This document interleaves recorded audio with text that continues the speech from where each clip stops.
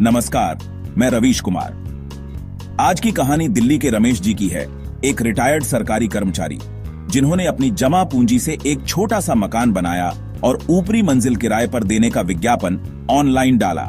विज्ञापन पोस्ट करते ही मेरा फोन बजा। दूसरी तरफ से एक army officer captain Vikram Singh ने कॉल किया। उसने बताया कि उसका ट्रांसफर दिल्ली में हुआ है और उसे तुरंत मकान चाहिए। कैप्टन विक्रम ने भरोसा दिलाया कि वह एडवांस किराया और सिक्योरिटी डिपॉजिट तुरंत भेज देगा, लेकिन सेना के नियमों के कारण पेमेंट की प्रक्रिया थोड़ी अलग होगी। मुझे लगा सेना के अपने नियम होते हैं, शायद पेमेंट का तरीका भी अलग हो। मैं बस एक अच्छे किराएदार की उम्मीद कर रहा था। यह कहानी बताती है कि डिजिटल दुनिया में भरोसा और भावनाएं कैसे हमारे खिलाफ हथियार बन सकते हैं।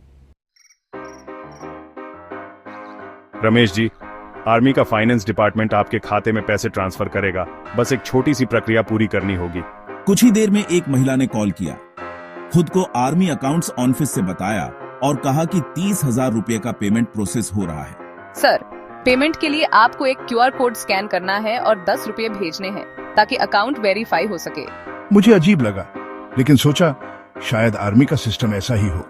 महिला की आत्मविश्वास भरी बातों ने रमेश जी का शक दूर कर दिया। उन्होंने QR कोड स्कैन किया, 10 रुपए भेजे, लेकिन कोई पैसा नहीं आया। सर, नेटवर्क की वजह से देरी है। हम एक और लिंक भेज रहे हैं, बस OTP डाल दीजिए। रमेश जी को एक लिंक मिला जो बैंक की वेबसाइट जैसा दिख रहा था। उस पर OTP डालने को कहा गया। मैंने OTP डाल दिया, लेकिन मेरे खाते से 50,000 रुपए कट गए। मैंने घबराकर पूछा, ये क्या हुआ? सर, सिस्टम एरर है, बस एक बार और प्रक्रिया दोहराएं। अब मैं कुछ नहीं करूंगा, मेरे पैसे वापस करो। महिला का लहजा बदल गया, कॉल कट गई और दोनों नंबर बंद हो गए। रमेश जी को समझ आ गया कि वे ठगी का शिकार हो चुके हैं। मेरी सारी उम्मीदें टूट चुकी थी। मैंने अपनी बेवकूफी और उन ठगों पर गुस्सा किया जिन्होंने देश के जवानों के नाम का इस्तेमाल किया।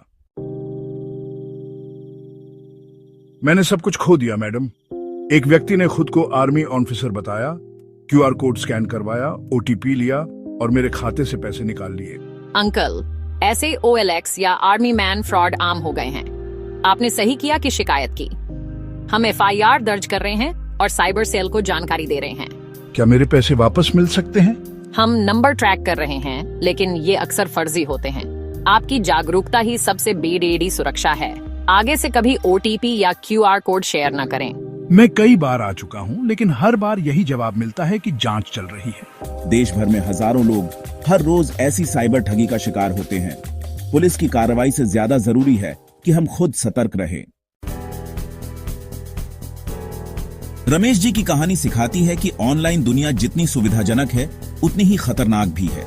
सबसे जरूरी है लालच और जल्दबाजी से बचें। अनजान लिंक और QR कोड से सावधान रहें। QR कोड स्कैन करके पेमेंट दिया जाता है, लिया नहीं जाता। किसी भी अनजान लिंक पर क्लिक न करें।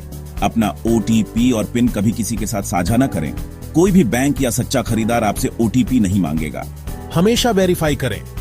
किसी संस्था के नाम पर भरोसा न करें। आधिकारिक नंबर पर कॉल करके जांच लें। छोटी छोटी सावधानियां आपको बीडीडीढ़े नुकसान से बचा सकती हैं।